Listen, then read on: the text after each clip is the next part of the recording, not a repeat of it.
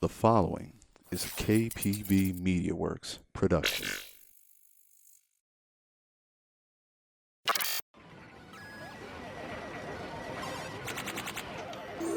Choose your fighter. Hello guys, we are back. This is Rodimus Prime, aka Rodney. We are back for another episode of KPBCast. And here today, coming from the West Coast, we have Miranda Pakozdi, aka Super Yan. Miranda, how you doing today? I'm doing good. It's a nice Wednesday morning. The weather's finally cleared outside, so It must be crazy out there. I mean, we hear about the fires and stuff like that. How are you guys managing out there with that atmosphere? it's hard. Yeah. California's we've always had wildfire season around this time, like around fall. It gets really hot and dry, and sometimes there's winds, and it just carries the whole forest fire across a large amount of land. I tweeted about it. My dad's neighborhood actually burned down in the Santa Cruz fire. Yeah, it's been really bad. His house is mostly able to be recovered, but it's affected a lot of people here, and it's way worse than it's ever been. I don't want to start out with something negative. Yeah, I know. I mean, I just wanted to touch base on that, but hope everything works out well for you guys over there, and that you guys can be back. We're to safe. normal. Yeah, me and Andrew are safe. So Awesome. So, let's talk about Miranda. Let's take the FTC out of your personality for a second. Who is Miranda? Okay. What are you about? Where did you grow up? What's your upbringing like? Upbringing. I mean, it's hard to take FGC out. I've been playing for so long. Before casually, and then competitively, and now I'm kind of stepping on it just a little bit. But I guess before that, I've always played games. I've always we had an Atari. We were kind of spoiled. So my dad liked games. He liked computers. He's a huge nerd. We were the first person on our block to ever have a computer. So kids would come over and play what we had. We had Sega Genesis, PlayStation 2. So I'd play all kinds of stuff. That's how I got my hands on Tekken 2, which was my first fighting game. We got to rent 2 games. Me and my sibling would rent 2 games every Friday. So we rented Mortal Kombat. We rented all kinds of other fighting games. But outside of fighting games, I play a lot of other stuff. And my whole life, my biggest hobby is video games. So one of the biggest things is music games. I played those competitively as well as casually for longer than I've played fighting games. Okay. Since I was, I want to say, 1999, however old I was in 1999. And MMOs and shooters. I played a lot of Overwatch when that came out. I played a ton of Ultima Online, which was the first. I don't know if anyone's heard of that. Yes. I realize I heard a lot of of that, younger people know. I played Ultima Online when I was 10 years old, and that was the first MMO that ever existed. I played EverQuest. I didn't get deep into WoW or 11, and I know those are a lot of people's favorites. I play 14, Final Fantasy 14 a whole lot now. It's like my go-to game. While fighting games are kind of taking a back seat. It's unfortunate because from I want to say 2005 to 2017, maybe 18. Fighting games are my life, Okay. And with COVID now, it's like kind of it's hard. A large part of I don't know if I'm getting ahead of what you would talk about, but No. a large part of what I love about fighting games is the community and going to events and competing. That's the fun part for me, meeting up with friends. And of course, right now that's not even possible. Yeah, we're all missing even that. before then, I had myself finding trouble, or I found myself having trouble connecting to a fighting game the way I did Tekken 5, Tekken 6, and Street Fighter 4, and then Sam Show. Those are my games. Those, I'd say 4 are my games, especially Street Fighter 4. Throughout its duration, was when I was probably deepest in and really, really into the community. And finding that again in Sam Show, I really, really loved that game. But again, netcode and just not being able to meet up, and then having a kind of scattered community. I would love to see things change, events being possible first of all, but also just in netcode being better, carrying the community better, especially right now.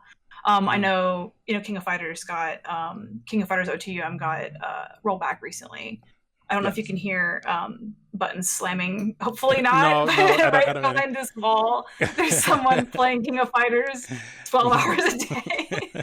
um, so hopefully you can't hear that. But yeah, I want to see more games, more companies follow suit. I know Japan's a little stubborn. A lot of their developers don't either think it's important to understand or mostly don't have the resources. I'm not sure what the reasoning is behind it.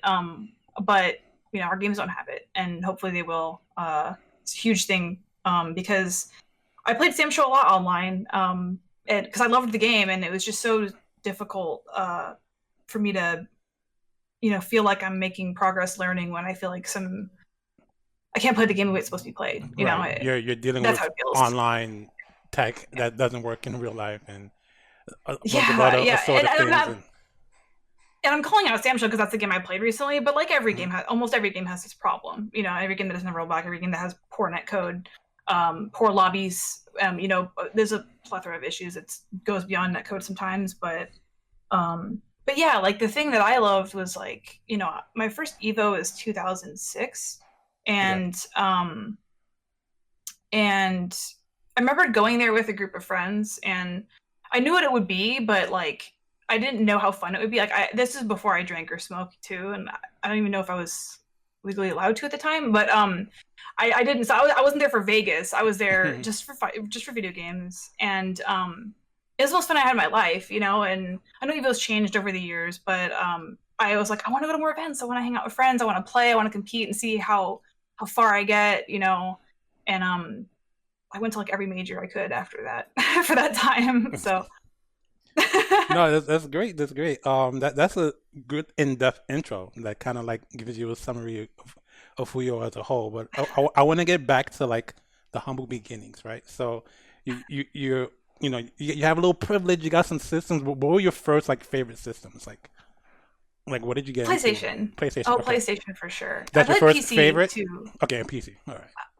Favorite system of all time, PlayStation 2. Okay. All right. If we're comparing like how they were for their time, Mhm. PlayStation 2, I really liked Xbox 360 too. I Yes. know most people. And then this might not really hit the answer for this question, but like the arcade's not a system, but like Right. most of my very favorite games are arcade games. I have been an arcade rat like my whole life, and that includes music games, which are a huge part of my life, And and we're are going only to get available into in the that. arcade.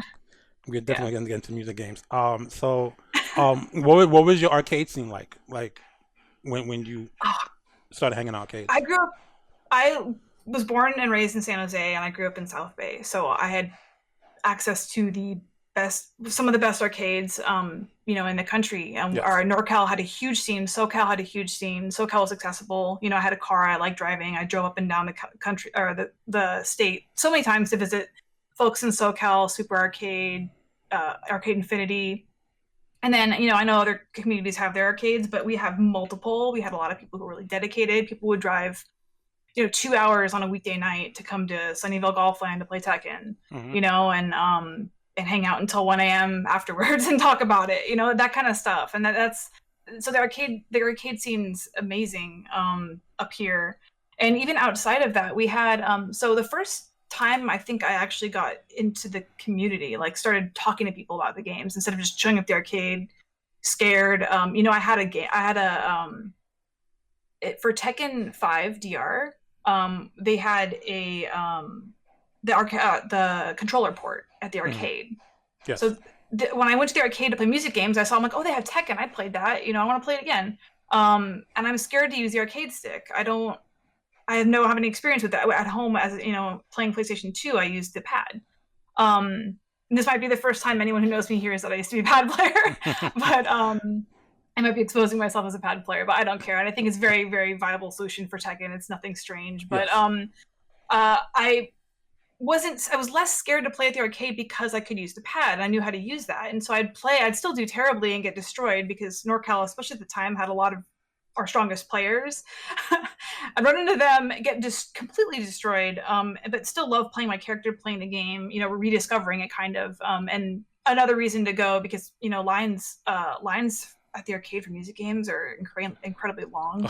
It can be like an hour or two before you get to play. So I'd be like, if I can hop into Tekken and play and die and then come back real quick, I'll do that. And so I did that for years, and I got better. I think it was Tekken 6 didn't have the pad port anymore, so I kind of just took a deep dive into learning the stick, and it was very, very easy.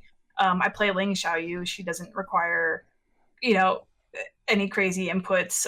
Her combos are very easy, at least at the time. I don't know about Tekken 7, but yeah, and so I'd go to the arcade, play music games, play Tekken, and not super take it seriously. I would just kind of go there and mash and have fun, and then not talk to anyone really and leave. But I'd see the same faces, and so there was these CVS2 guys, and named Brian and Junior, and this was back. This had to have been like 2006, probably 2006, I think. They maybe 2007. They'd see me and they're like, "You play fighting games, and there's a lot of places people play casuals, right? Like you can play more and learn and talk to these guys." And I was like, "I don't know, I'm scared." I'd blow these guys off for like months. They keep inviting me. I'm like, "These guys are weird. Like I don't know them, and they're inviting me to their house to play. Like I'm good." And I was like pretty young at the time too, so I was like, "I'm good, right?"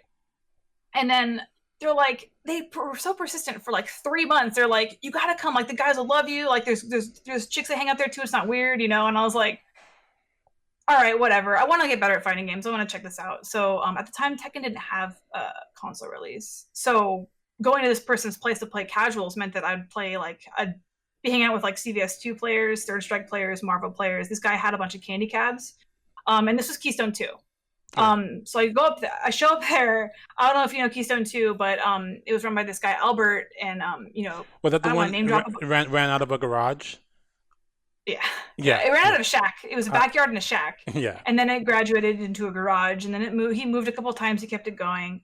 I want to name drop, but like pretty much every good player in NorCal played at Keystone 2. Yes, I'm very well with that. Yeah, I think it was featured on King of Chinatown. I think for a bit. Definitely, I think that's when some of you guys met Justin Wong before he moved over and became a permanent resident. And so yeah.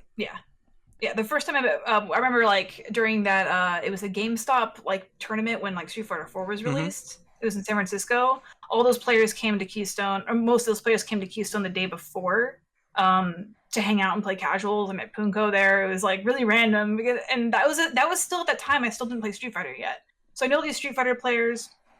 Old school Capcom players like CVS2, Third Strike. I kind of knew that whole community, and I still didn't play Street Fighter yet. So when Street Fighter 4 came out, I wasn't super excited about it because I didn't think the game looked cool.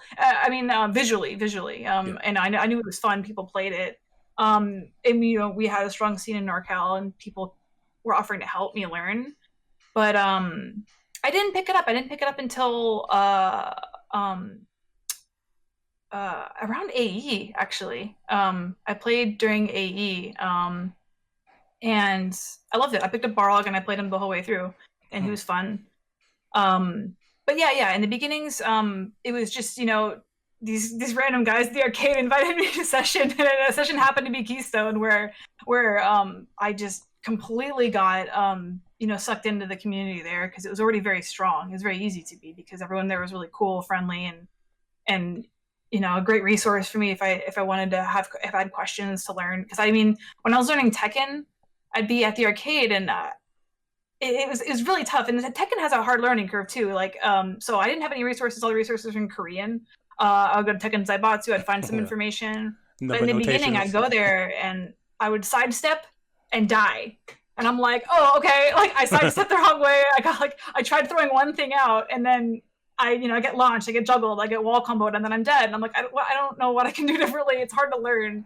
The movesets are, very, very long for every character. I don't know frame data. So like at the time that was the challenge for me, whereas Street Fighter was like, SRK, there's like huge forums and threads on every single character. People are making videos, people, are sharing stuff here. We had really good Balrog players up here too, like Crackfiend. I'd watch him play all the time. He helped me out.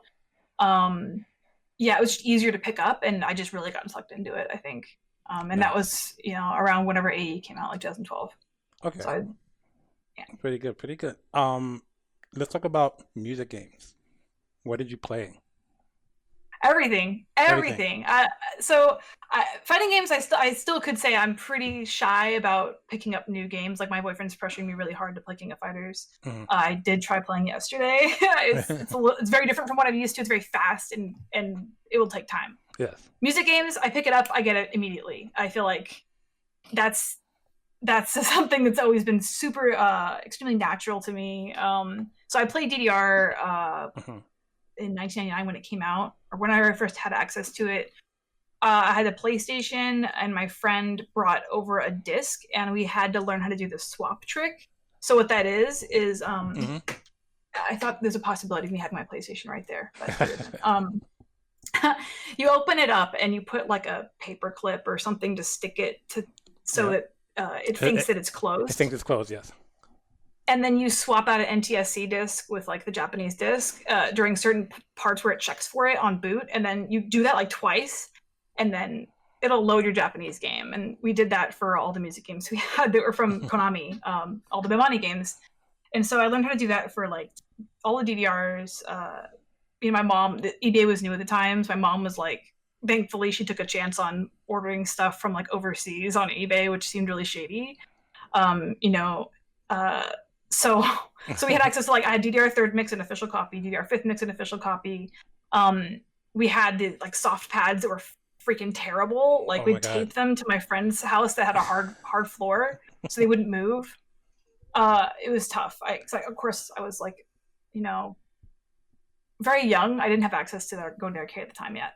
That was when I was like 16. I started going to the arcade to play, and I still played. So, but my favorite music game of all time is Drum Mania or Gitadora. It's drum simulator basically. It's like Guitar Hero, I guess, for drums. And they have Guitar Mania, Keyboard Mania. I mean, Konami just puts Mania after everything. And there was even there's like Paradise, but there was like Keyboard Mania, Drum Mania, Guitar Freaks, it was called. Yeah. I played all of them.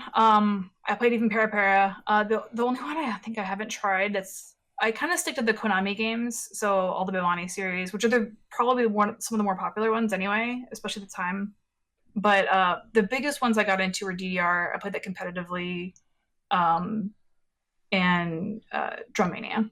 And Drum Mania has kind of evolved now to this thing. It's like Guitar Freaks and Drum Mania fused into this game called Gitadora. They've always kind of been together, so you can play with your friends, but it's this big, huge cab, like way more expensive than what you'd think like a little candy cab would cost. So very few arcades have them in America.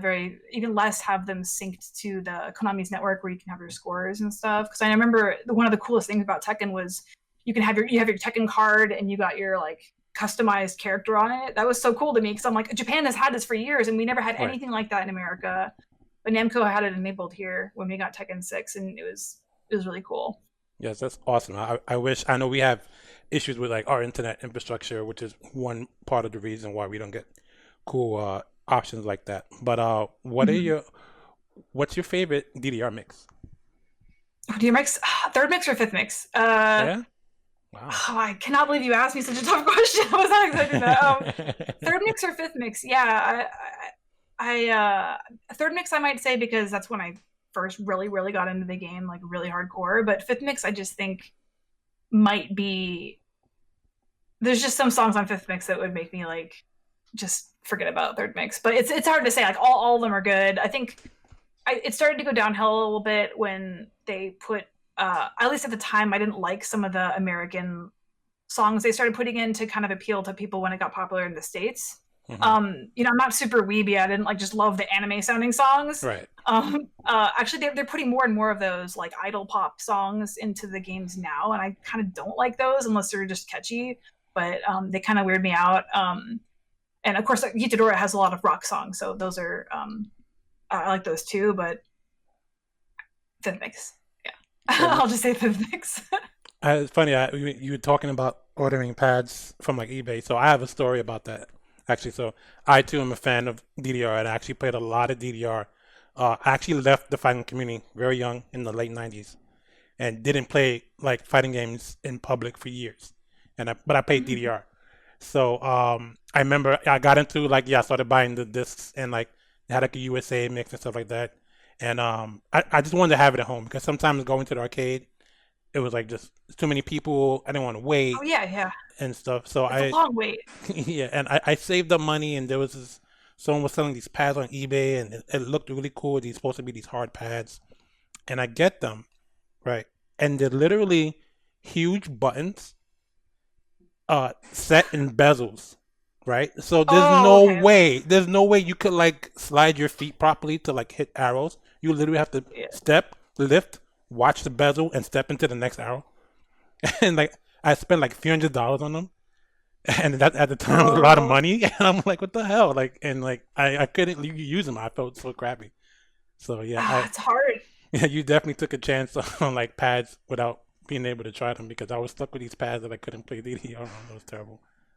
Oh, that sucks. Yeah, I mean, I feel like, especially now, like I would never want to play at home just because I use the bar, and I think I think a lot of people who are not familiar with DDR or dance games don't realize that they think the bar is like some crutch that is like scrubby to use, but like all of the best players except for one that I can think of, whose name is No Bar Ben, because he's known for not using the bar. He's the only person I can think of that I can say that about. Like, uses the bar. All the best players do. It's normal because you're playing games that require so much foot speed and stamina that like you should be using the bar.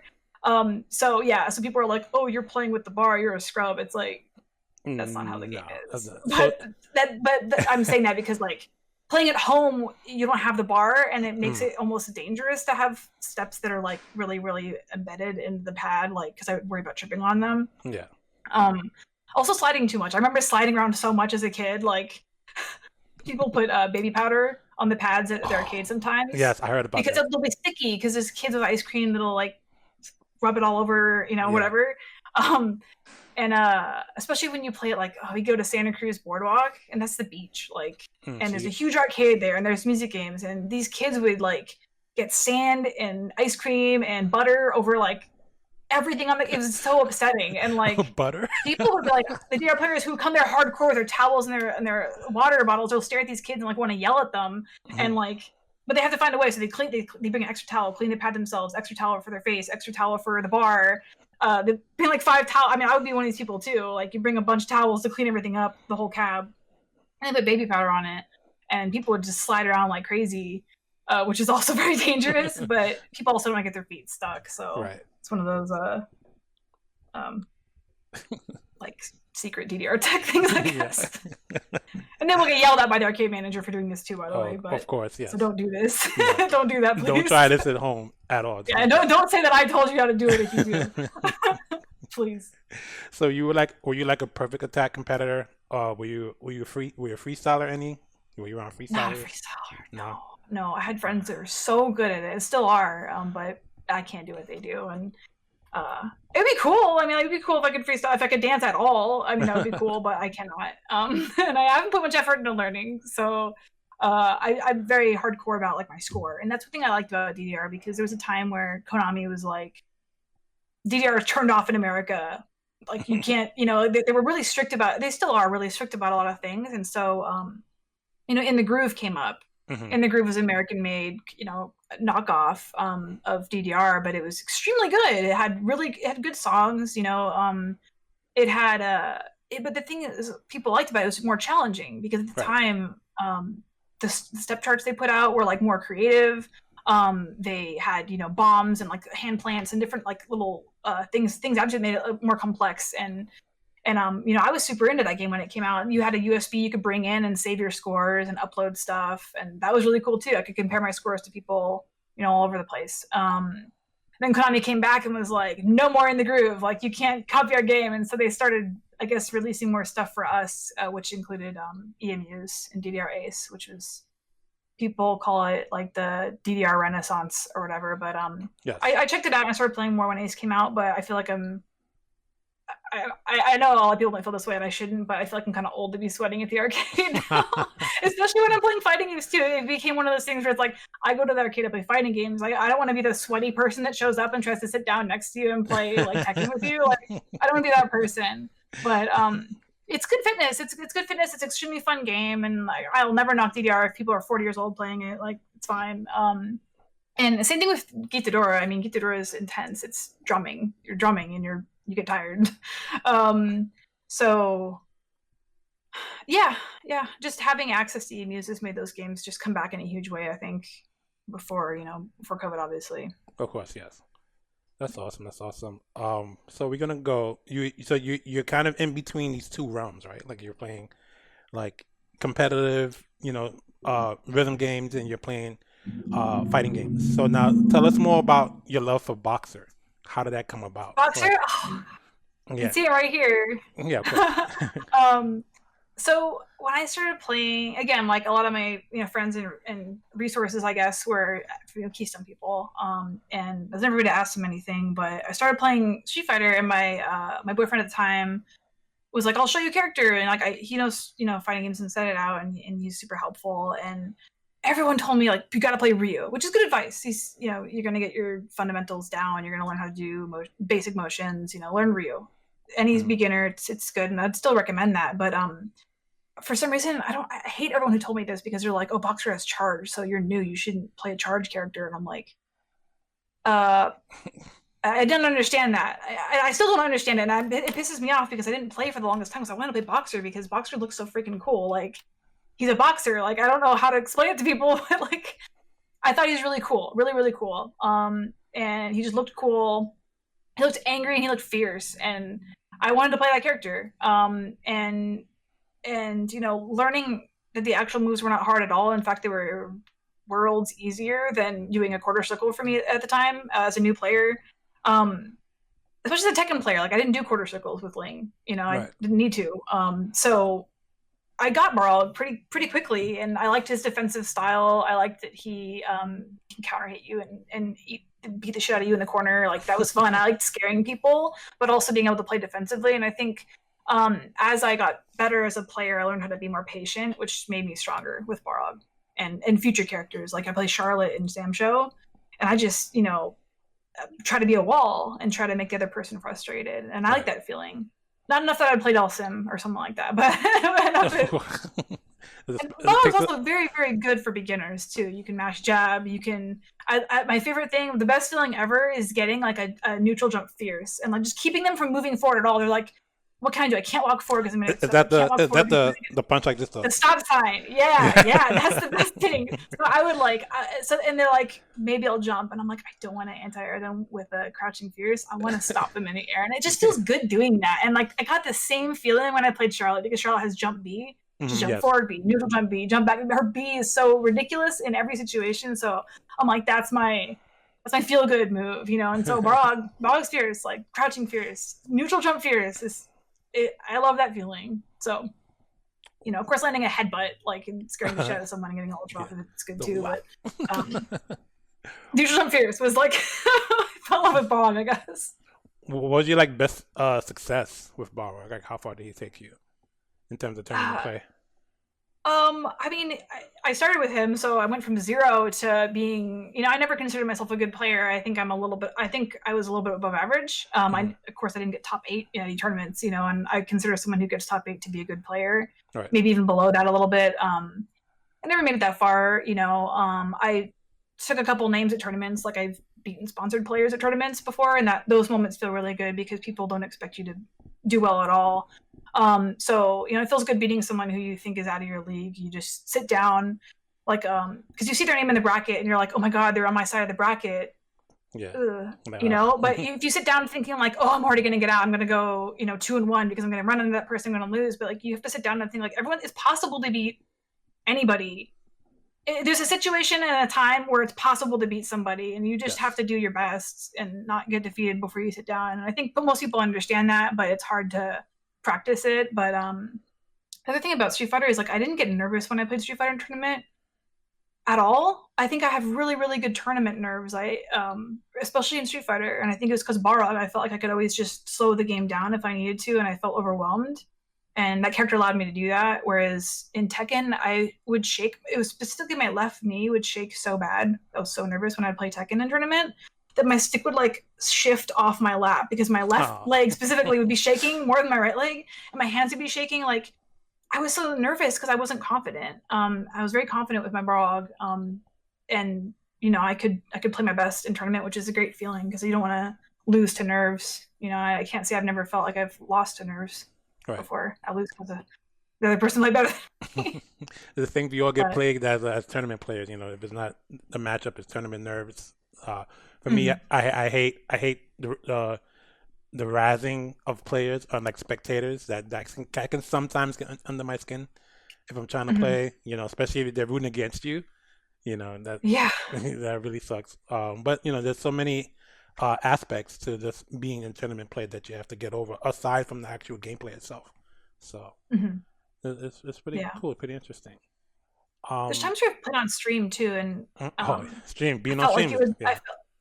I felt like it would scare me, but like I've won a lot of mine. I mean, that I played on stream, and it feels good. I get hyped off of it, I guess. But yeah, anyone cheering against me behind me, like that would frazzle me for sure. Another thing that really that really made it hard for me in tournament was audio. Like I'm very dependent on audio. I've always had the ability to hear loud arcade cabs. Like our arcade lets us have it loud enough to hear it. So at a tournament where I can't even hear any of the moves, that would actually get to me more than anything. You need audio cues. I felt really dependent on it. They're very important audio cues. You ever pop off? You ever get crazy and pop off? You ever beat someone and and you're like, do like, I wanted to so give me my money, about it. As I was beating them, I was thinking, I'm like, it was on stream, and I was like, should I pop off? I'm like, I'm gonna beat this guy right now, and I think I should pop off, and I didn't. I've never popped off, no. But that was one time. It was when I played Flow, and it was I was like, I wanted to pop off. I didn't, and he didn't deserve that. And I'm glad I didn't. Okay. But I think it's because a lot of people didn't believe in me, and this was right after Cross Assault, and I didn't have a lot of friends in the community, and I was like, I'm here. Like I felt like everyone, and this is not on Float. I think I just put. It's one of those like corny things where you put someone you hate's face on the punching bag, right? And and you're like ready to fight. So Float was the punching bag, and the thing that I pasted on him was probably like Twitch chat, and all the people who would give me shit, and all the people would tell me that like I suck or that I don't belong here. That was the thing that motivated you. I was thinking about. Yeah. Mm-hmm. That's good. Yeah, and so like when I won, I was like, everyone shut the fuck up, I can do this. That's what I was thinking in my head, but yeah, it felt good because I was like, I do have my spot in the community, and I did earn this by doing my best and trying my best and getting better, and I'm not gonna go anywhere, and that's what I was feeling, at least. Awesome. So. You should always feel that way. That's a good feeling to have. Mm-hmm. You mentioned the term Cross Assault, and that is at this point, because you've been around the community for quite a while, I would consider you an OG. The people that are new, that are watching, they're going to watch this. What was Cross Assault? Can you get into that? So Cross Assault was kind of a big deal in the FGC. So first of all, it was. I'll try to be brief. Yes. It was Capcom put on this. It was for Street Fighter Cross Tekken, which was a big deal already because it was Namco game and Capcom game, like their major titles becoming one. How is that going to work? Like, who's going to be in it? Like, people had a lot of questions about it, right? It was highly anticipated for that reason. So Capcom took it a step further with their promotion of the game and had this like show, this like a week and a half long, I think it was 10 days total, show that was like, it was a streamed live show of like these competitors, Team Tekken and Team Street Fighter, having early access to the game and having their teams and it was like almost like a reality show because I had these elements thrown in, like this is like a weird, like a challenge that you have to do, and it's like something weird like in the game that they just throw at you. It doesn't even make sense, but like and then some of them are like combo challenges or like whatever. But Team Tekken was people who mostly had experience with Tekken, and Street Fighter was people who had mostly experience with Street Fighter. So Sherry, was on Team Capcom, Team Street Fighter, and I was on Team Tekken. And then there was 4 other people. Eris was captain of Tekken, really good Tekken players. Bronson extremely good as well, and I'm not gonna name everybody, but there's a lot of really, really good players. Right. And when I say good players, I mean they're better than me, so I was intimidated by that. But being on that team, there was a lot of, I think, not a lot of direction on what this was supposed to be. Is it supposed to be a highly focused on competition? Is it supposed to be, a really professional environment? Like, what is it supposed to be? And so there's all these different personalities. They're trying to get their time on the camera, a lot trying to get their skills showcased, trying to learn the game. Like, they want to get access to the, I know, like, spoiler alert, Nerd Josh won, but he was like really dedicated. Like, the people who are there, they also want to learn how the game. They're spending that time. This is early access time. They're trying to learn how to play the game. That's what I wanted too. But I think people, especially, you have to remember this was like 8 years ago or almost 10 years ago. Attitudes are very different from a lot of people, including myself, of what the fighting game community is. And like at the time, like my first Evo, I didn't see another girl competing. I was the only one that I saw. There might have been a couple more, but now it's like there's a girl in every bracket. So it's come a long way in terms of like how many women are in the community, how many women compete, and how many women are serious about these games or just show up. Like whether you're an artist, cosplayer, girlfriend, mom, whatever, if you're there, there's a lot more than there used to be. So, in short, at the time, people were like not used to seeing women playing. They don't take us seriously. And I think some of those attitudes came out like on my team, from coaches, and I can say confidently, I'm very, very close, not close, but very, very cool with everybody, that participated on this at this point now. But at the time there was a lot of drama and tension and people, judgment and people just saying things like, the thing that stuck with me the most is, someone saying sexual harassment is part of the fighting community.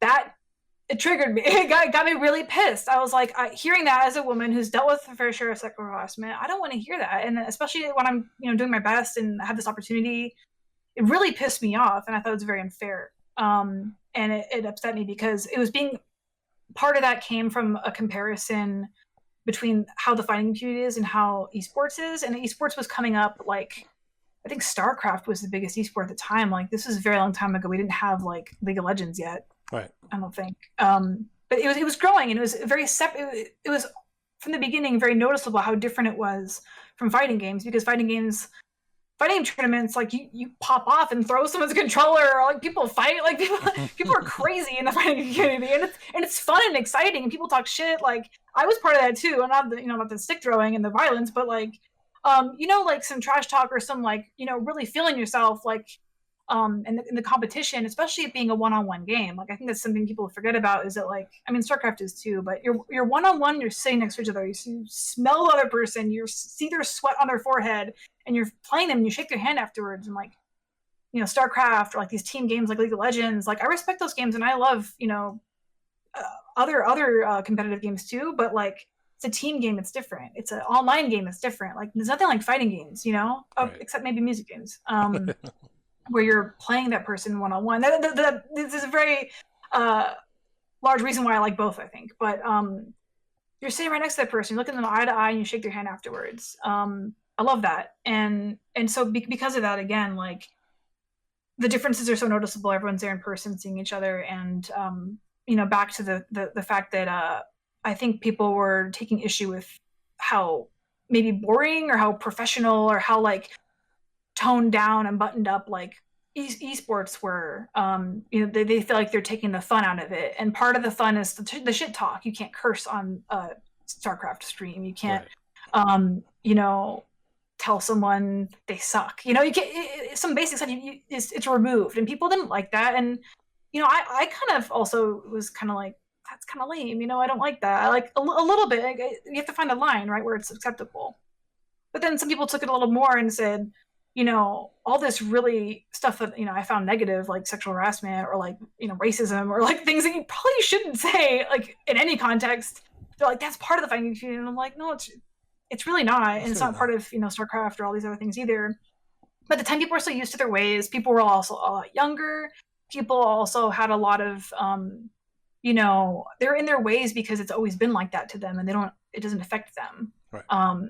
So I've always been even before fighting games, I've been outspoken against sexism. I've handled a lot of it myself throughout my life. And I always speak up when I feel a certain way. And so that clashed with me really badly. I'm back to cross assault. So I was like, look, I don't want to play for this team anymore. I don't want to be part of this anymore.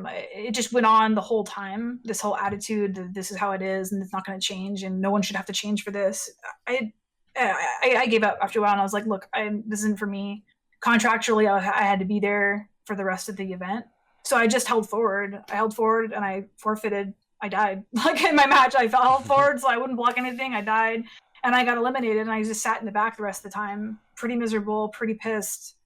And I was kind of hoping that, someone, and then the worst part is, one person having that attitude, I could talk to that person or have them see my point of view, but like seeing Twitch chat agree with this, like hundreds of people being like, yeah, like in your shit for thinking otherwise, and just going in on me even harder was like the hardest thing to take in.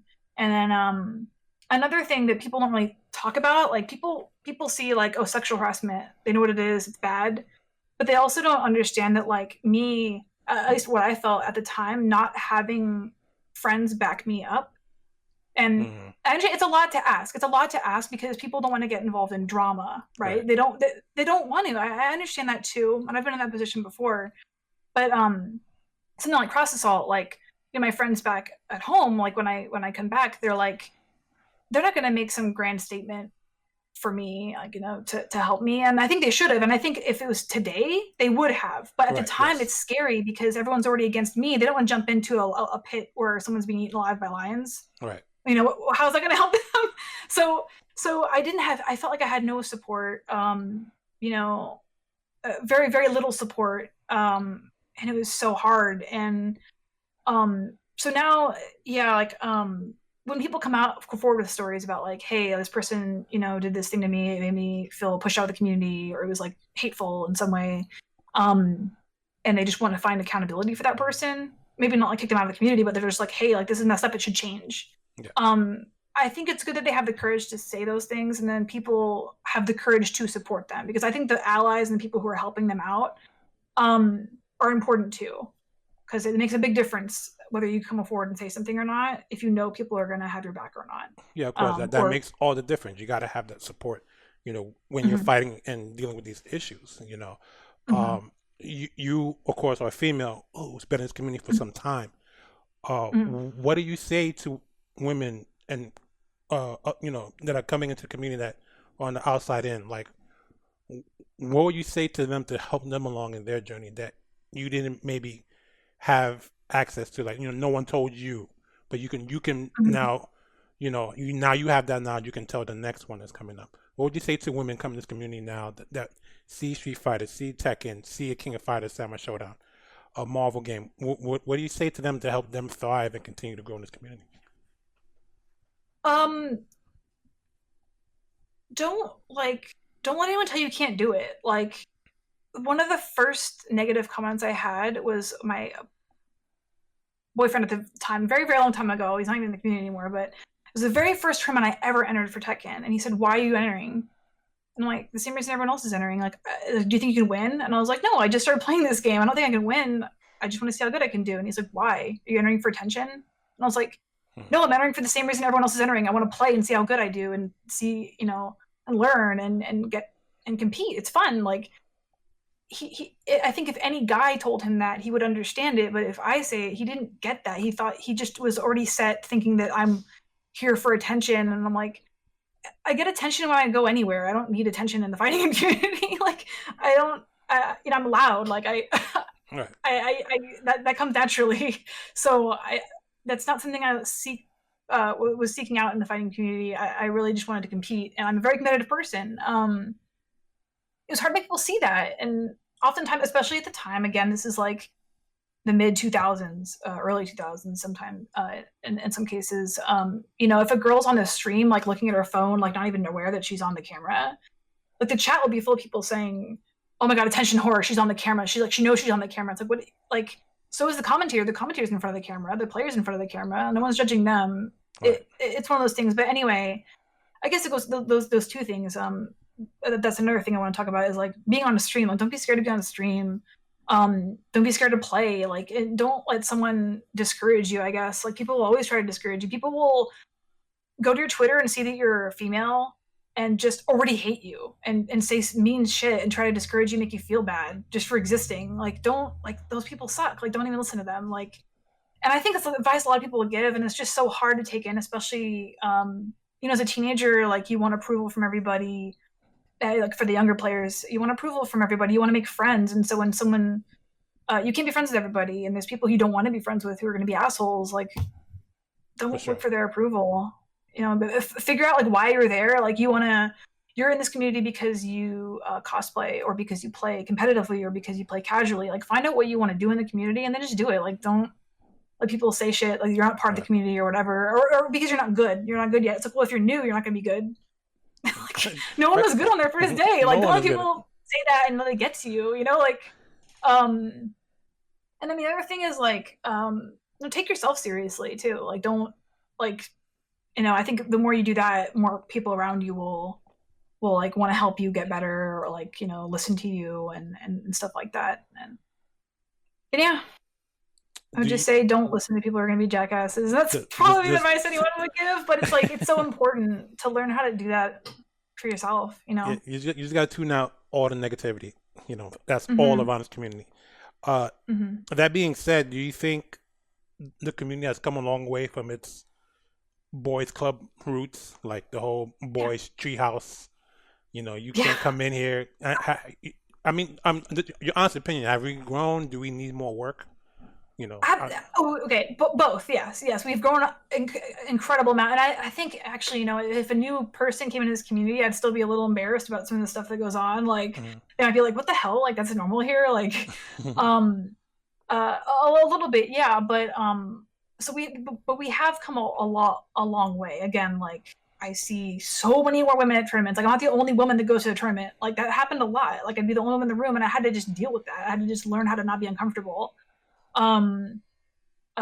People typically some people might have to deal with that in their area still, or like, you know, in their community. And it's just a matter of just staying focused, you know, what you're doing, not letting anything make you uncomfortable. But I think we've come a long way, a very long way. People are comfortable coming forward, coming out to tournaments and stuff. But people also still have issues going on in their communities, or just overall, that need to be addressed. The community still has a lot more work to do in terms of inclusion. That's not just, you know, women. It's, you know, trans women. It's women of color, especially. Like, that's a huge issue that I've seen. Like, I've learned more about this year because people are speaking up more. It's disgusting, like how people are just, you know, discrediting some of our Black female players. Like, it's not cool. It's gross. I'm embarrassed when I hear about it, you know, as a Black male. You know, it's just like, no, why are we discrediting any female, let alone you know, Black or whatever? You know, it's not right. It's just so inappropriate. I think that's the biggest pain point right now, honestly, in terms of it, because like I feel like way more comfortable than I did before in 2006 or 5 or whatever. Like, because you were there, you saw the growth, you know, you saw the things change little by little. You know, we're not perfect, but yeah, both in individuals, because the thing is, it has to come from the top down. I think, like, if TOs let stuff slide, you know, if TOs let stuff slide, then everyone who's in this, you know, this tournament or this event is gonna know that they can get away with whatever the hell they want, and then it just spreads, I think. And TOs already have an incredible amount of responsibility on their plate, and it's hard to be like, you get out, you know, like, they make that call because it always comes with so much hate from both sides or wherever, but they have a responsibility to do that, I think, and at least make people feel safe, you know. So they hear something, see something, like, to act on it, keep your code of conduct reasonable, like, draw the line somewhere. Follow through on warnings. Like, someone gets a warning for something. Like, something I've seen is, like, I think it's a lot of black and white. Like, someone says something on Twitter that sounds kind of threatening. It's like you're either banned for like 5 events, or you're just like, or it's like, oh, they didn't really mean it. It's fine. It's a joke. And it's like, it depends on who the person is. It depends on who's the event is, who's making the call. And I get that these things are being addressed, and they should be, if it's any kind of negative, you know, comment that someone makes or threat. But I feel like there's like less extreme cases where it's like, this person insulted this person. No, it's not cool, but like, are they going to be banned? Like, I feel like the line is drawn in different places, and I know the community is working together to make like a code of conduct. I really would like to see the progress made there, because, you know, I want to know that, like, we have a kind of a more uniform, like, decision-making process about our code of conduct, basically. So yeah, I know people are heavily invested in that and are working on it. I'm excited to see what they come up with. But it's a step in the right direction, I think. Because like I said, TOs already they have so much on their plate. They're already doing so much. When you say that, like a code of conduct, is it basically based on kind of all the allegations that have happened in and around the community in the last year that have come to light, or just like that plus everything that's happened before? Like, because I know that was a lot of discussion this year in particular because of like the accusations of different players in the Smash community, some FEC, and now that a lot of TOs have like come together. They want to have this code of conduct. So you think it should like is it something that should be like should it be like there be a committee? Because then people have their reservations, right? Like, oh, you got to then who's on the committee? If there's a committee, if there's a committee involved, who's on the committee? Like, what are your thoughts on more about having that code of conduct across the board in these like events? Well, a code of conduct is heavily favored. I would like a code of conduct at least just to define where the line is. Right. Because there's people who don't know where the line is. There's people who think they do and they don't, and that's kind of what concerns me the most. And that's something that's kind of fixable with something like a code of conduct. But in terms of like punishment for people who have done something wrong, like how many times, how is like, if you do this offense, are you going to get banned permanently? Right. And then this other offense, is this going to be something you should get a warning for? Like defining that is going to take a lot more work, I think. But you think it's a case by case basis? You think it's just something that should be across the board?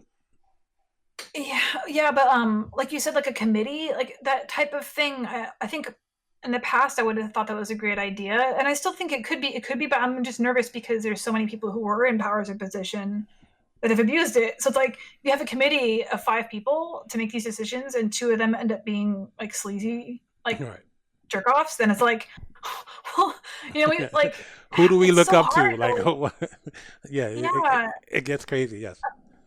Yeah, and especially with this year, I've been a little disheartened about the things I'm hearing. And so like, I don't know. It's something we have to figure out as a community, and I think talking about it is the first step. So I would like to see what they come up with in terms of the code of conduct and how it plays out. Because like right now, everyone's kind of standing still anyway. There's no events going on. Right. I just and one of the things I've done, like I think I get that people, especially like I think it was 2014 and 2015, I had a women's suite. So I've never really been, this is a little off topic, I guess, but I've never really been in favor of women's only events. Okay. I've heard, for me personally, I used to be really against them because I thought of it as like separation implies inferiority kind of thing. And I still kind of feel that way depending on who's it coming from. If it's a guy saying like, oh my God, it'd be cool to have a bunch of girls in the room because it's a sausage fest, we want to bring girls in. It's like, do you want to bring girls in because you want to hang out with more girls, or do you want to bring girls in because you want to see them shine? Like, if it's a women's group, like a women's like club or something that's like, let's have a get together, like that makes more sense to me. And sometimes women's only competitions make sense to me too. They're not for me, but like I've spoken to enough women that have said it's helped them that I believe that, and if they want to have them, it's harmless. But I typically think that everything should be mixed. There's no reason it shouldn't be. It's not a physical sport. It's not like boxing where it would make sense to have women's only and men's only. I don't think it makes sense at all for fighting games. Right. But again, I'm not gonna tell anyone they're wrong for wanting it. If they do, if it makes them more comfortable, it's fine. But at Evo, I did have a women's only suite, and that was different because I knew at my first Evo, again, like I didn't see any other women there except for the couple that I came with.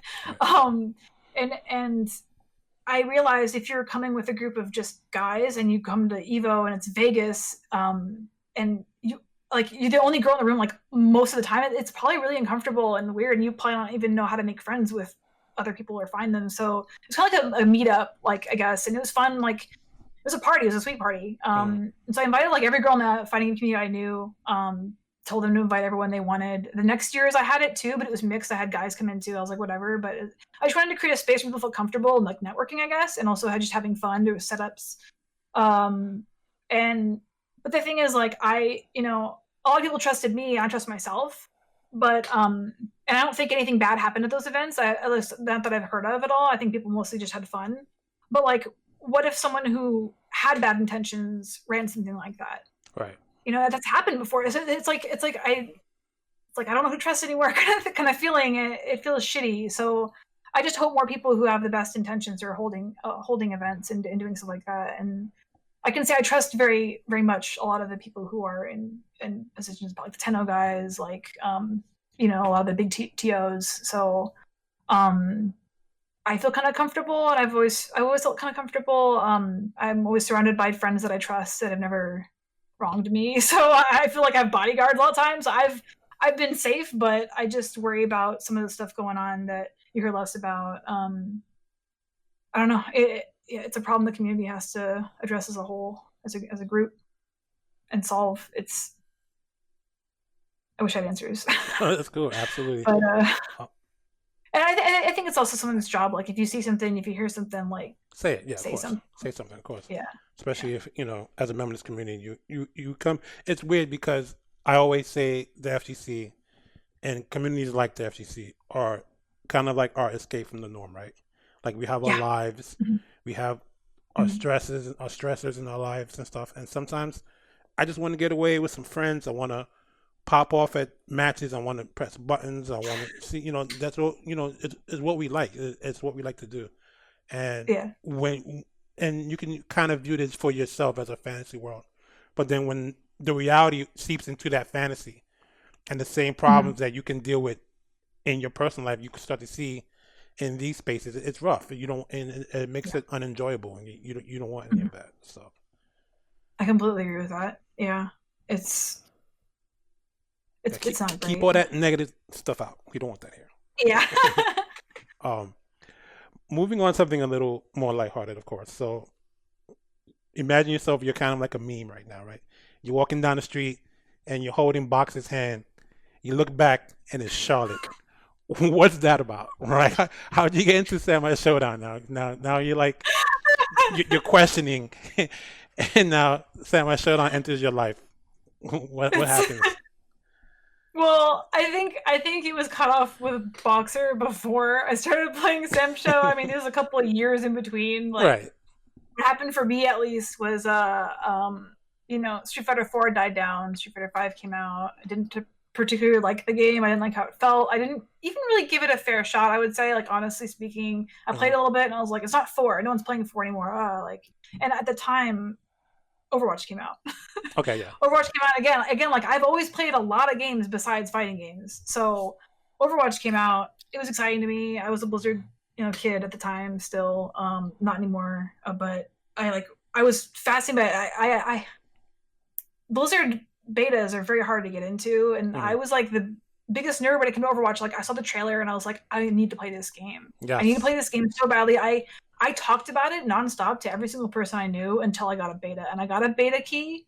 It was like a Blizzard family and friends type of beta by my coworker's sister's boyfriend's friend, who I've never spoken to or knew. He worked at Blizzard, and he was like, he heard, like, my coworker pressured his sister enough to, like, use her connections, I guess. And so, like, I actually got into the beta because, like, I put me on his family and friends list. That's awesome. Yeah, that's how obnoxious I was about it. So, like, beta was very, very small, and I got to know a lot of the players, people who are still playing now in, like, Overwatch League, like, really early on, and, like, play with them and, like, be part of the community very early, which helped me make, I made a ton of friends. I got to play it a lot. And I just kind of got sucked into that game. I think, I don't see anything bad about it, but I think it feels kind of stale now. It feels kind of like I'm totally done with it. I haven't played it in like over a year, and I don't really have any interest in going back playing it really. But for the time being, I was really sucked into it, and that didn't leave a lot of time for fighting games or anything else. Right. That was my thing in like probably, I guess, 2015. I think that was. And fighting games are kind of out of the picture. Also, I was working a job where I'd be like 8 to 10 or like 10 hours a day usually. Like, I'd be working a lot.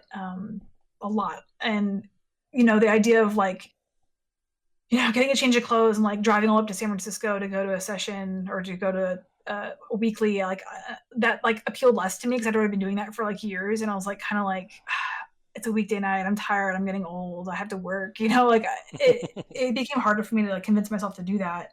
And again, netcode meant I wouldn't really be playing at home, so Overwatch, League of Legends, all that stuff, I did it. I'm embarrassed, but I did.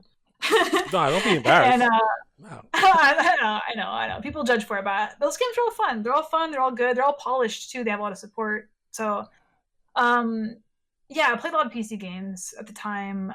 That's when I got into Final Fantasy 14 as well. And then at that point, it had been like a year and a half, a couple of years, and I was like, am I gonna play fighting games again? Like, I started, my friendships with my Street Fighter 4 friends started kind of fading, or like I'd keep in contact with them less, and I'm like, these are my best friends, these are my brothers, like, and sisters, like, and I started every year or so I'd step back and be like, am I even in the fighting community anymore? Like, I haven't played anything, I don't hang out with my friends anymore, I miss it so much, but what am I gonna do, play Street Fighter 5? I'm sorry, I just don't like that game. Right, yeah. And then my friend Jeff, I was hanging out with him, chatting about all kinds of stuff. We played Street Fighter 4 a bit, and he was like, I don't know what it was, but he was like, do you play like SNK games? And I was like, no, I never touched King of Fighters. And he's like, dude, you should play Sam Show. It's coming out. Like, I have the beta. Like, come over and play Sam Show. And I was like, I had never heard of Sam Show before. What the hell?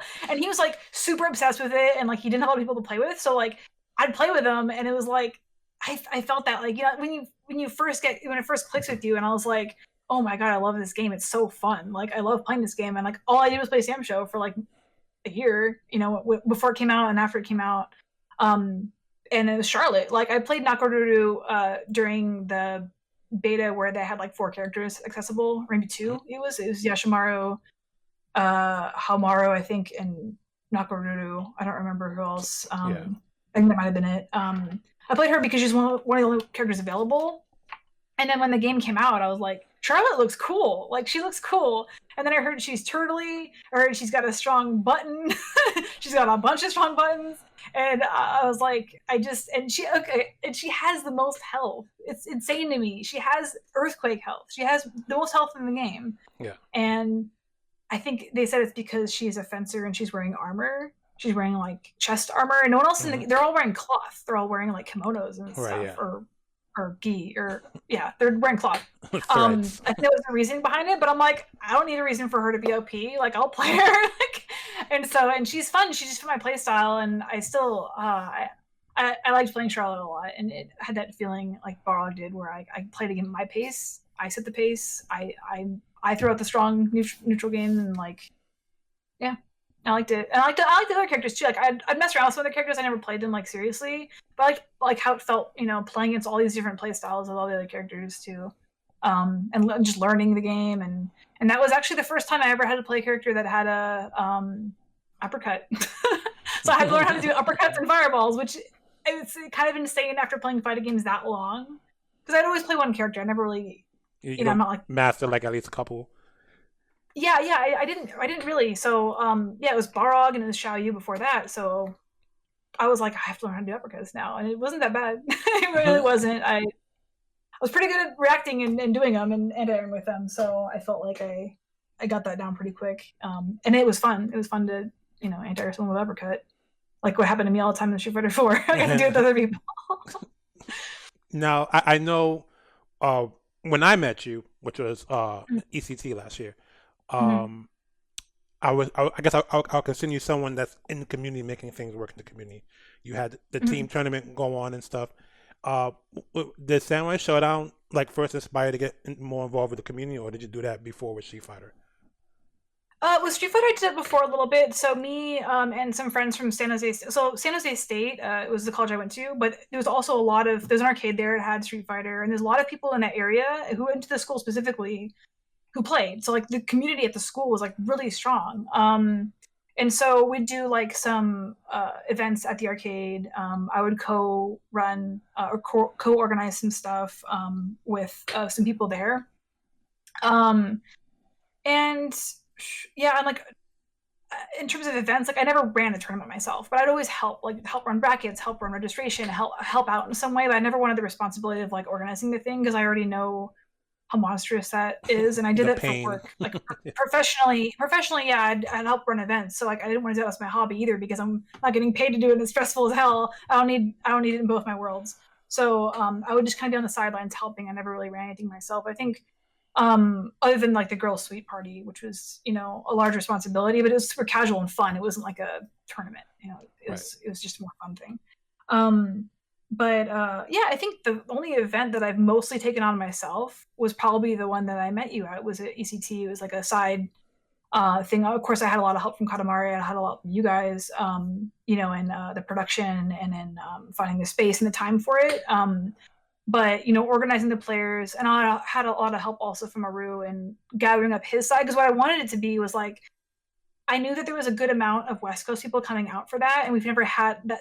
Like Sam Show was still relatively new. We didn't have like a bunch of events. It wasn't like several majors every month. It was like that was the first time that most people came out for both. So I was like, there's a good amount of people from West Coast coming out, and I know East Coast has a strong scene, so we should have like a East Coast versus West Coast exhibition. But then Aru, of course, is like, he complained about how there's so many good people from East Coast that we need to have multiple teams for East Coast. I'm like, okay, well then it can't be East Coast versus West Coast anymore. So we had like regions or areas. So it was like DMV. There was like New York 1, New York 2. West Coast had one team, I think, after that. Yeah. So, I forgot who won that. It was, what did it come down to? I think both the New York teams got out. Was that? Yeah. It was a three-way tie. Oh yeah, the tie. It was just a tie. It was a tie. So it had to be with the number of teams we had and people dropping out or whatever, and the way it was set up. It was round robin. I think it ended up being round robin, 3 teams at the end, and it was like a three-way tie. I think that's what happened. Yeah, but people were so disappointed, and I was like, well, it wasn't for money. It was for fun. Yeah, it was great action. It was great action. In my defense, the time constraints, I couldn't see how we could do it any other way. Right. With the time constraints and how long it takes to run a team event. But it was disappointing to have a 3-way tie. But another fun thing was that was the first time that Basara came out, and he was the first like streamed footage of him, I guess, because he came out, I think, over that weekend. Yeah. And he was legal. It was the first tournament play of Basara. I think he was legal in that event because it was a side thing. People got to see Basara, some good practice with Basara. Like, that was cool. But I made a lot of friends at ECT. ECT was like, it was the first ECT I'd been doing, and it was like, it completely reminded me of everything I loved about the fighting community. Like, I bitched and moaned the whole time about where it was because it was so far for me to go from fly across the country to New York and then go to Connecticut. Yeah, I was like, in California we have tournaments right as close as we can to the airport. I don't know about you guys, and like I had to take like an Uber that was like way more expensive than I thought it would be, like really far. I didn't know, and everyone I knew in New York didn't have a car because they live in New York. So I was like, it was frustrating. And as soon as I got there, from start to finish, that event was so amazing. Like, I absolutely will be there next time. I'm going to buy the merch this time. I know it comes out. Awesome. It came out now. Yeah, I'm excited for it. Another thing I really am excited for is Combo Breaker. I had never been to a Combo Breaker before. Me neither. And that's because I miss it's between the timing and like missing hotel rooms, and it frustrates me. And like, I know that's like one of the events, if you're in the FTC, you have to go based on what people have been telling me. So hopefully next year I might get a chance to go. I will go next year. Like, there's nothing that will keep me from going next year, like, or whenever they can have it again, because I feel like I missed out. So, and again, this was like when Combo Breaker was, becoming like the biggest and the best. Like, that's when I was taking a step away from the fighting community. So I didn't really I wasn't going to any majors at the time during that a couple year period. Coming back playing Sam Show, everyone's like, what the hell? Like, how could you have never been to Combo Breaker? I know it's in Chicago, but Jesus, like, you gotta make the trip.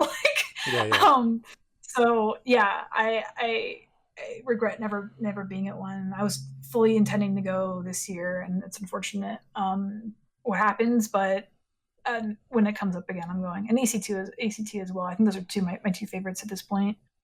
We used to have our NorCal regionals, SoCal regionals, and all those. And those were my favorites too. Like, I'd go to SoCal all the time and play with those guys, and SoCal Regionals was amazing. We'd have a lot of other like smaller like we'd have Strong Style. We'd have Strong Style, yes. a lot of California majors that were amazing as well. But those kind of I feel have also kind of changed. Like for example, NorCal Regionals was kind of far away to a point where like I didn't want to travel 2 hours to get to it, and like things change. Like it's so expensive to rent a space where all these we have to make these changes and sacrifices.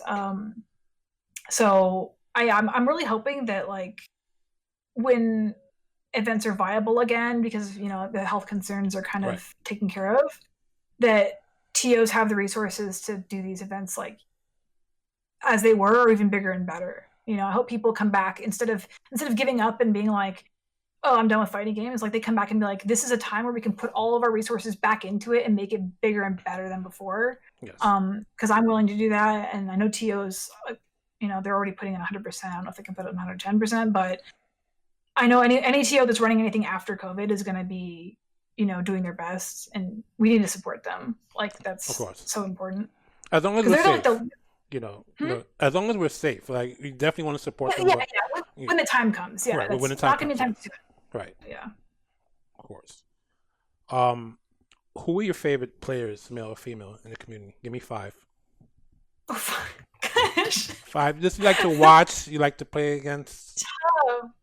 Oh, give me 3.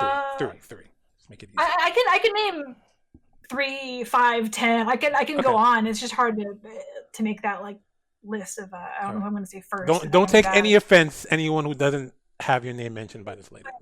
Well, Aru is my favorite Central player easily. That's my boyfriend. Right. But he was also my favorite player before. I was kind of a fangirl. But he's an amazing player. But it's not.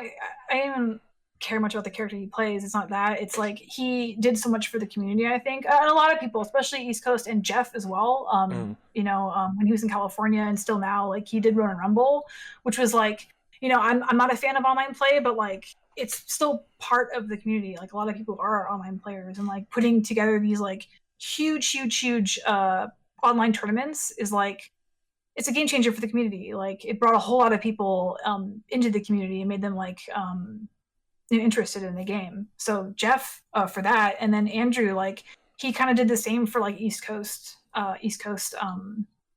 Sam Show. He put together the Discord. He pressured people to come out to events. He played with anyone and everyone. Like he helped me run the 3v3 at ECT. So people like that, people who like give to the community, like any TO, I would say is probably my favorite person in the fighting community as well. But I guess in terms of maybe I can organize it like commentators. Rome is a really good commentator. I love Rome's commentary. He's extremely funny. He's good at the games he plays. He's great. Rome and Aru specifically are probably one of my favorite pairs. Ryan Hart and Andrew at Evo were also good commentators, I think. Yeah, but in terms of players too, I don't know. There's so many good players. It's hard. It's I think back in the day, I could say back in the day when I first started playing, I really respected John Choi because he was like super educated, like had an amazing girlfriend, like really good at the game. He like won 2 Evo titles in 1 year. Like he's like the I don't know. He's just like the best person you can be. Like I just really respected him, and he seemed like an honest person, and he was always like a good person. So I really respected John Choi, and I think a lot of people would say that in NorCal especially. Yes. Legend. Yeah, he's legend too. He's good. He's good as well. But yeah, my answer, I guess, if it's fair, I'd say any TO, anyone contributing to the community in some way. People forget about the blood, sweat, and tears that go into that, and like it's a very thankless job sometimes. Usually you hear about the drama or the hate or someone getting angry about some decision or something, and then you don't hear about like there's no like TO appreciation day. There's no so just buy your TO like a coffee and a bagel and a pat on the back and just show appreciation if you can. I think they never can get enough appreciation for what they do. Yeah, I think content creators as well, similarly. Like I know Kelvin. Kelvin ran events. He was one of the people who went to San Jose State. He ran events. He's always had the FGC's best interest in mind. He's been in a position for a long time where he can make decisions that help benefit the FGC, and I think he's always done that. Calvin Dion? And Is that the... Mhm. Okay, yes, he's very cool people. Yeah. NorCal too, yeah. But he also has done, created content. He was super into cross-teching. People who like put their all in, to loving their game and like making sure people can have resources and the ability to appreciate with them. Awesome. So this is like such like it's a lot that's going on in like what 15 years for you in terms of this community. Yeah. It's a lot. Yeah. If you spend enough time, yes, it'll be quite the whirlwind, I think, of things to get involved in. If COVID wasn't an issue today, were there any plans you had in the community before COVID that got stunted that you would like to see come to fruition? Or like if COVID wasn't a thing now, what would you be doing, you think, within the community? Well, the biggest thing I missed out on this year was Combo Breaker. That was just a plan that fell through, and I think a lot of people would feel that way. And other events, any other events. I do know that Sam Show, honestly speaking, we had Wednesday night fights in the Oakland Esports Arena. Mm-hmm. The turnouts for Sam Show had been declining, so that was disappointing. This was before COVID too, so it was disappointing. I don't know if it's more COVID or more the community already kind of declining. But I didn't feel like we were having as productive weeklies for Sam Show anymore. So I don't know if, depending on my work, because I've always been a real go-getter in my professional career. So like I've contributed a lot of my energy and time to my job. And so like, it depends on where I would be with my job, if I would have time outside to like go all in, like how Jeff does, like, and then just like make community events happen to try to pump some, blood back into the community, or just let it go because I don't, have the bandwidth to help contribute. Sometimes you can do only what you can within your power, right? And if people mm-hmm. just aren't responding, you can't shoulder that responsibility by yourself. Exactly. Yeah. But if you have the bandwidth, you can help contribute in some way, and whether it's, streaming content creation, TOing, or just showing up to your weekly every week, all those things. But yeah, trying to keep Sam Show going, both with my play and then helping the community is something that I probably would have continued if it wasn't for COVID. And traveling more. So I really liked like the East Coast SNK community a lot. Like I didn't know anyone from there at all until Sam Show, and like I probably would be making more trips to New York or just that area, and just even going to weeklies there. Something I went to the poster actually behind me that I didn't know you could see when I set up my webcam, but it's cool that you can see it. Yes. That was Lunar Bout. That was the first time I went to Next Level. Okay. In New York. It was super cool. It reminded me of Keystone actually, because it's like there's like, if you go down in the basement, there's like random CRTs just like sitting on the floor. I don't know if they work or not. They're just there, and it's like crowded, and like everyone's just there like chilling, sweating together, and like playing fighting games. It's one of those like we had arcades like that too, like Southtown Arcade. They weren't like run by a chain. They were just like little tiny like holes in the wall or tiny card shops and stuff like that. I liked it there, and that's kind of like the FGC that I know is somewhere like that. And so I really like that, and traveling is kind of out of the question now for the time being, so I'm missing out on that as well. Yeah, New York has always had that gritty, scene that like, laid back, don't trip over the CRT, it's all right. Yeah, yeah. I think NorCal is too, but I think people like Keystone was very much like that, but that was it was a session, it wasn't an arcade, or it was someone's house. But will we see you in some future King of Fighters? Is that in the cards for you? I don't want to say yes and be wrong. For now, how do you feel about it now? Like, okay, so if the 30 minutes that I spent practicing Bao and King combos in OTUM yesterday are any indicator of me staying in the game. The game felt, and I think most people say this about King of Fighters, it just feels faster. It's like Street Fighter, but faster. That's how it feels to me. And again, like my play style, what I like is when I can slow the game down. I don't know that it's a character fit for me or a play style fit for me with that game. Yeah, and a lot of people have been like, oh yeah. Does not have a lot of slowdown. There's not many characters that can really control the pace. Everything's fast paced. Yeah. I mean, you are playing Bao, which means that you and I cannot be friends because I hate that character. I've learned that that's kind of the general sentiment. My boyfriend even feels that way, but I'm like, I don't know. He seems cool to me. He's like throwing balls. He's like becoming balls and like flying around. He reminds me of Blanca. I'm like, I don't know if his character is like. But again, like I have very, very little time. I spent 30 minutes playing King of Fighters, so I can't say for sure. But yeah, if I picked up a game and started playing it seriously right now, fighting games, it would probably be Tekken again, or I would try Street Fighter 5 maybe even. I don't know, like but or King of Fighters 2M right now in the short term probably. What I really want is like. And I know it's greedy. I know it's like, because I bitch about like the net code and stuff. Like we need rollback, we need good net code because I want to play at home. I want to play at home and I want to play, outside. Right.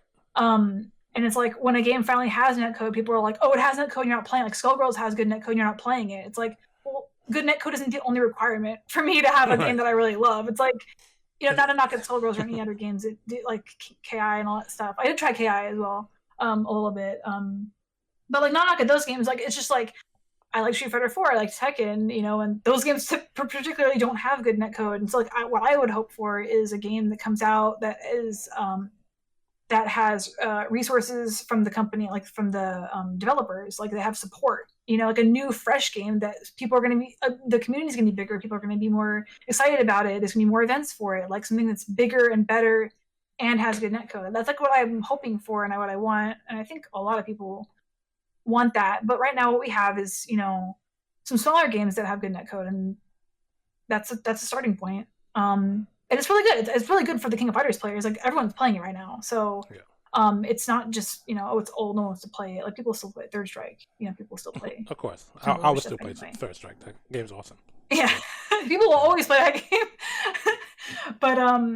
But yeah, a supported game that has it's fresh and has good netcode. I don't know if that's going to be like the Riot Fighter. I don't know. I'm hoping it is. I don't know if I would like a Riot Fighter. I'm assuming I'll play it. I'm pretty sure I will. I'm assuming as long as it's been talked about in development, it must be like potentially the best fighting game ever made if they're spending so much time like with this game. I feel. Hopefully, I know good people are working on it. Like knowledgeable people. People who can build good netcode. Working on it, so I have high hopes for it. And I am a big League of Legends fan, so the characters might not be my favorite, but I think I'm already kind of in that Riot arena, so I'm interested in it. Huh? You're in that Riot world already, that community. So I played a whole lot of Runeterra too, which a whole lot of that game. But yeah. I'm hopeful. But in the meantime, we don't have anything that I would call that level that I'm expecting or hoping for. So if I had to pick one game, I would probably mess around with King of Fighters OTM. Nice. So what I find interesting in our discussion so far, well, up to this point, not a lot of talk about Tekken 7. Why is that? I didn't play Tekken 7 much. It was Tekken 6 and then BR, and then I just kind of switched abruptly into like Street Fighter 4, and I played that the whole time. And then once I stopped playing Street Fighter 4, I just kind of skipped Tekken 7, or I skipped Tekken Tag too, and just didn't pick up 7. And it's really unfortunate. And it's not unfortunate. It's just kind of like weird choice, I guess, because like I was really, really into Tekken 6 and 5, and then those games were not that big in the States. I don't consider them. They were some of the top level like fighting games. I guess they would have a spot at Evo, finals and stuff like that. but like Tekken 7 is freaking huge in the States now, globally too. It was not just big in Korea; it's like big over here. It's one of the bigger fighting games over here. And that's like the time where I chose to stop playing it. So it's like it would have been smart for me to, pick it up again and play more now, but I had so much going on that I just didn't want to take on another game. Right. But I think going back, if I might give it a try again. Okay. I did boot it up like a couple weeks ago, but I didn't spend much time. Just kind of soul searching, I guess, right now, figuring out what I want to dedicate the most time to. I don't like being spread thin across that's a lot. You don't want to be that person at tournaments playing like 8 games. Playing everything and just being like not focused on anything. Yeah, I like to pick one thing and focus really hard on it. So being like a TO's nightmare logistically. Oh yeah. You're playing too many games. I'm playing Guilty Gear right now. I can't play on stage for Street Fighter or KOF or whatever. Like these people are playing like 8 different titles. All right, just DQ me. Just DQ me. I don't care about that game. Just DQ me. Yeah. I will never be that person. I'm definitely not good enough at every game to be that person, but I prefer to be more focused. Yeah, it helps. You're too focused though. I think you need a second character sometimes. Oh yeah. Just one. No, that is definitely a flaw. I tried doing that in Sam Show, at least. To my credit, I did try playing other characters. I messed around with others. I wouldn't say I was proficient at any other ones, but I did like spend time in training mode playing almost all the other characters. Right, but you love who you love, and if that you find comfortability in that, and that's great. You know, who's to stop you?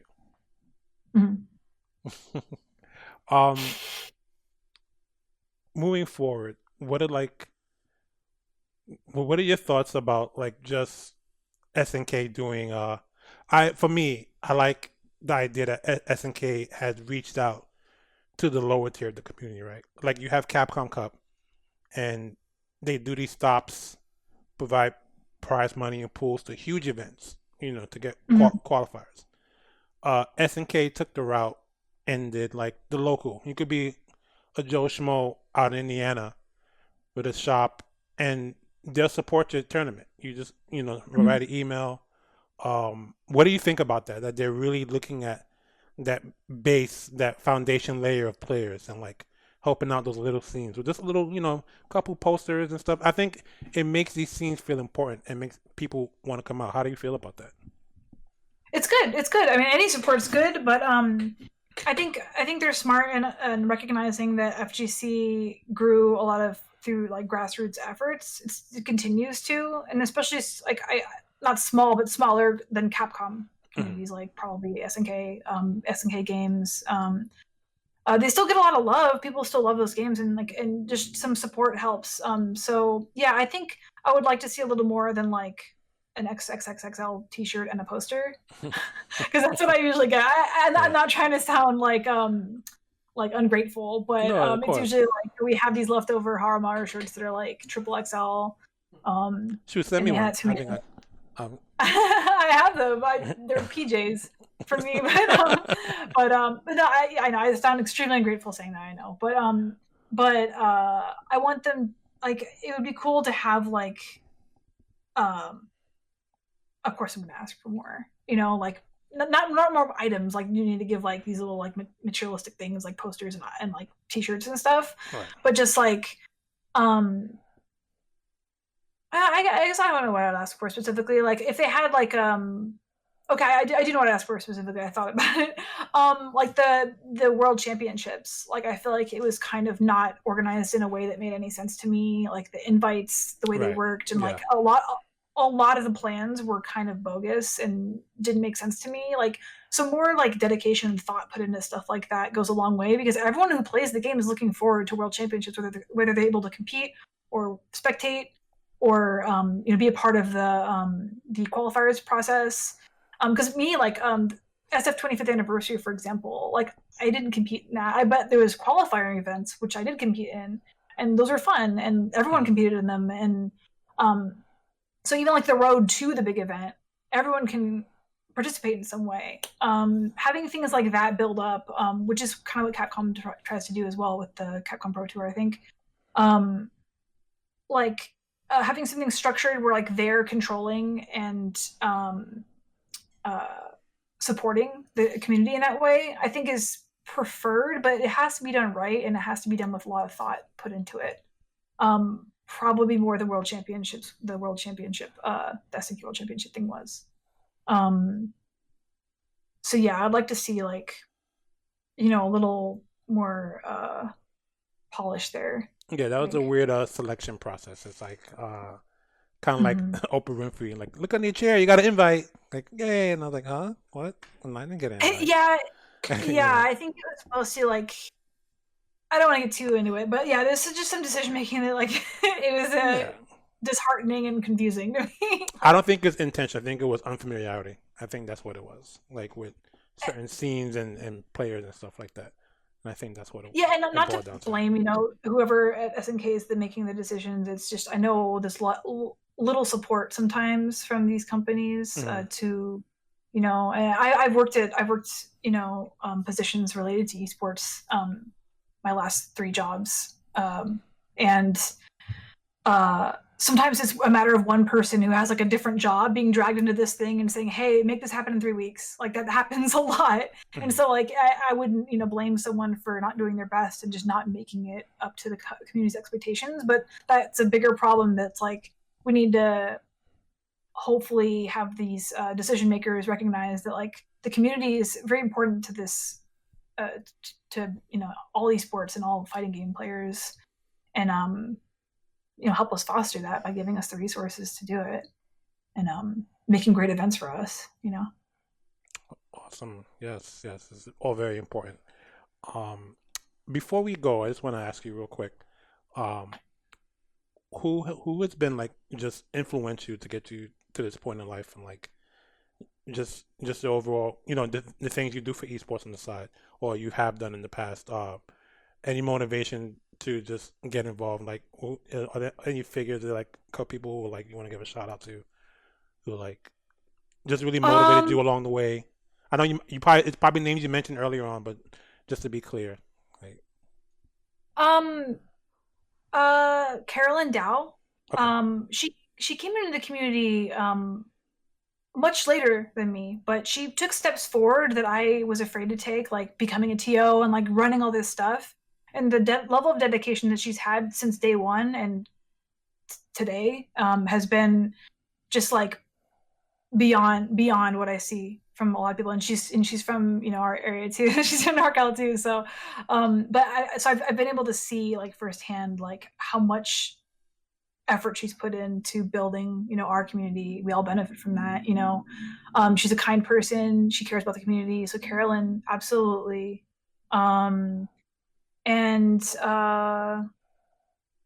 She's the person that comes to mind, first of all. Like all the women that are competing as well, people who are TOing again. I'd say Kelvin again for our community, the San Jose area especially, and Jeff Aru. Basically the same people before. They've inspired, and also personally for me, like anyone who's like made me feel like I can do something. So instead of like telling me like, or pressuring me not to try, not to do something, like people who have put pressure on me to move forward and take it to the next level, like people who've supported me, I guess. Obviously I feel that. And I could say it's most of the San Jose community, like Julio, Kelvin, all those guys I went to school with. And it's been a while, but there's too many names. Our community is so strong and big, but during the Street Fighter time, like those people would always have each other's back. It was like family, and that's kind of what I look for.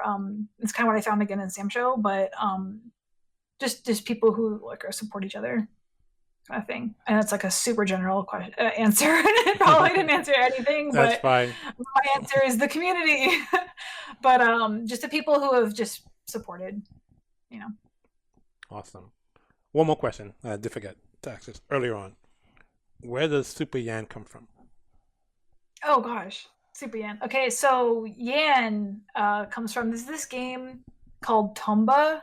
It's a PlayStation 1 platformer with this pink-haired caveman character. Yes. That, like fights these pigs. Some people might not know it. It's very old. Yeah. I played it when I was like a kid. And there's it's not like my favorite game in the world, but it was a game that stuck with me. It was a very good game when I was a kid. I played it a lot. I liked it. There was a side quest character where like named Yan, and he was like this like caveman kid, and you had to like he played hide and seek with you throughout the game, and you had to like find him and give him his lunch from his like parents or something. And so again, like I didn't particularly love this character a lot, but it was just the fact that my sibling, like when we'd go to the arcade as kids or like play anything as kids, their name is 4 letters long.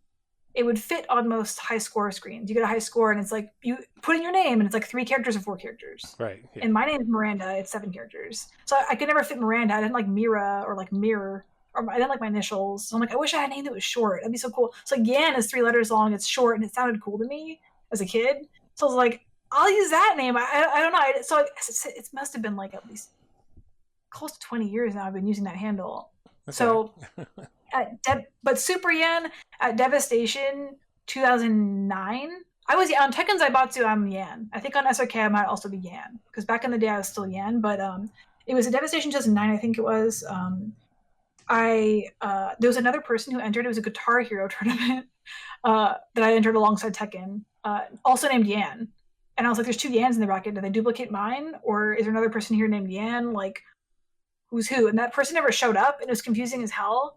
And then this guy, I got some time playing Tekken on stream. It was during casuals, and I think the really, really good players were sitting in the back, like drinking or chilling, because all these people who came up to play me were like they're like kind of beginner level. I don't know. I had a really big win streak, and so the people who were watching were commentating on it, and they weren't like super knowledgeable about Tekken either. It was like Swoozy and DJ Wheat, were like more like esports names now, but like they were commentating on it, and they kept calling me like Super Duper Yan, like, "Oh, this isn't Yan, this is like Super Duper Yan." I was like, it's kind of corny, but at the time I was feeling like it would be cool to not have my name Yan with that other person there. So from then on I just started going as Super Yan.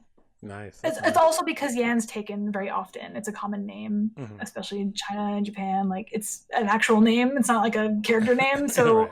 Oftentimes it won't be available. And then there's trolls that'll take Super Yan too sometimes.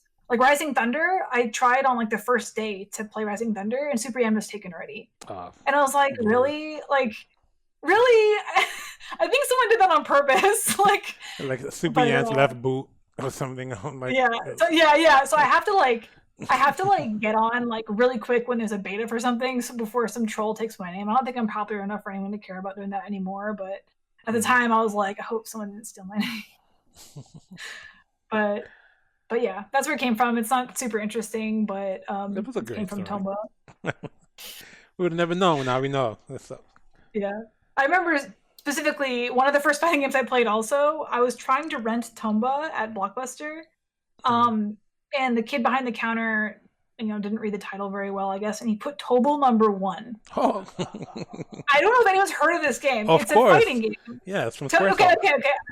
I hadn't heard of it. I had heard of Mortal Kombat at the time and Street Fighter, but I didn't know what Tobal #1 was. I don't even remember who makes the game. But it was Square in Enix. there. So we get home.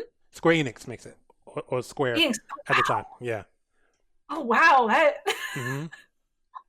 Either way, we get home. I'm excited to play Tomba, get farther, and we open the disc and it's like Tobal #1. What the hell is this? We put it in, we play. We could play everything. We put it in, we play it, and I'm like, I don't like this fighting game. I remember not liking it at all. We took it back and we had never played it again. But that was my experience. I'm sorry, Square Enix. No, that's cool. Oh man, that's awesome. Oh man. Well, thank you so much for indulging us today. We really appreciate it. Appreciate my time talking with you today. I just want to thank you for just coming on the show and blessing us with your story. Any last words? Anything you want to say? Any words of advice? Well, thank you. Thank you for having me on the show. Thank you for doing this. I'm going to go back and watch all the episodes. I know you guys did one with Andrew. I'm excited to see, and future ones as well. Like, I think you guys did a lot, and you guys helped me with the tournament as well that we did at ACT. You were also on that list of people, I think, for producing content and helping with tournaments. So, but yeah, I don't know much else to add. I mean, I just hope people stay and play, when we're able to play together again. Hope the community still stands. I think it will. But I just hope it's, can be bigger and better. you know. Right. And, I mean, we go through our cycles, but I think we'll come back just as strong, if not stronger. How can we reach you on social media if we want to chat with you or say hi? So all my socials are super_Yan. Twitter and Instagram, mostly Twitter, is 2 underscores because Super Yan is taken. So super__Yan is my @ I'm very active on Twitter, and that's probably the best way to reach me. I don't have a YouTube or anything like that. I do stream on Twitch occasionally at super_Yan. I'm probably going to pick that up a bit more, during COVID, I guess. But yeah, those are my socials. So. Awesome. Well, thank you so much, Miranda, for coming on today and taking the Thank you. time out to chat with us. And for the rest of you guys, I want to thank you guys for tuning in. And we will see you next time on KPBCast. Take care. Bye. Thank you.